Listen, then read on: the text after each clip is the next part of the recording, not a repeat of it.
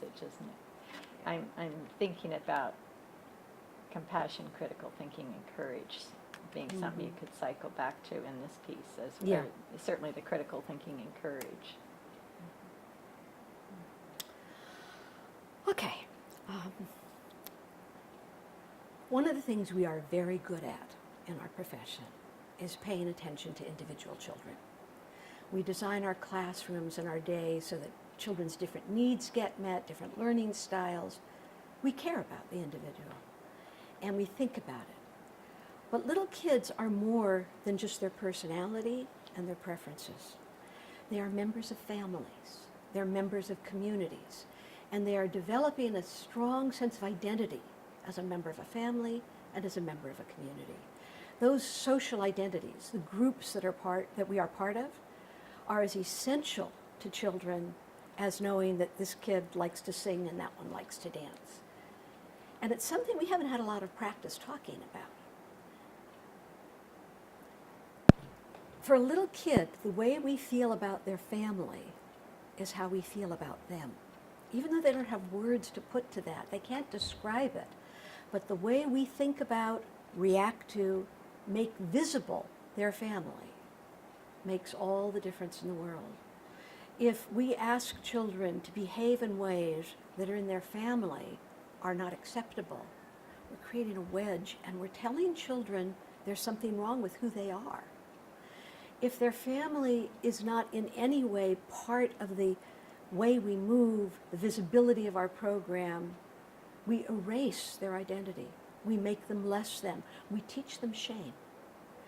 And our blindness to that, our inability to think about it, is bigger than us. As a society, we tend to not think about kids this way. And we certainly never learn to think about ourselves that way, even though we all feel it. Part of the task is figuring out both who our children are, how do we make them visible, really visible in our actions, in the language we use, in the way we touch and don't touch, and how close we get. How do we make them visible on our walls and pictures in the books we read, the family structure, the family racial identity, the family culture, the family language? How do we take all of that and bring it into our classrooms? The other piece in that is also, how do we know ourselves? And how do we know the people we work with? And how do we learn from each other? And I'm stopping because I don't want to go there yet. Okay. So Yeah. just cut all of that and we'll go somewhere Yeah, else. that last part is fine because you did a nice stop Yeah. before that. So we live in a country that is incredibly diverse. Not just racially diverse, although certainly that. We are culturally diverse, religiously diverse, linguistically diverse, class, in every way. This is a country where people are very different one from another. And one of our greatest dilemmas is, how do we create a national identity and connection, given all of the differences between us? And we start with 2-year-olds and 1-year-olds and 3-year-olds. If everything we do, we keep working with children on the notion, we are all the same. We're all human beings. We all have feelings. We all eat. We all have skin. We all have families. We all sleep. We're the same. And we are all different. And the ways we are different are as interesting and exciting and wonderful as the ways we are the same. And every moment of working with kids provides us an opportunity to talk about, boy, we're different. Whoa.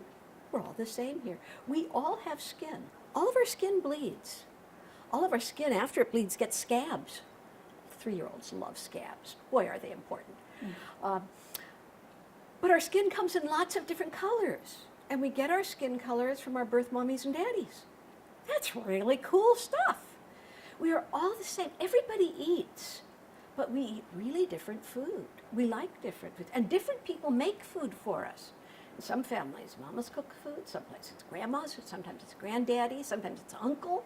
Different people cook in different families, but everybody eats. We all sleep, but we sleep in real different ways.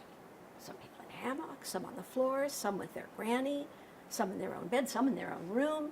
Isn't that interesting? That quality of saying to children over and over again, how we are different is as wonderful as how we are the same. And that's a message we need to be saying every day.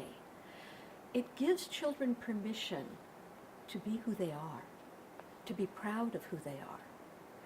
I come from a family where we buy our clothes at Goodwill and we look for that. We go to garage sales, and isn't that cool?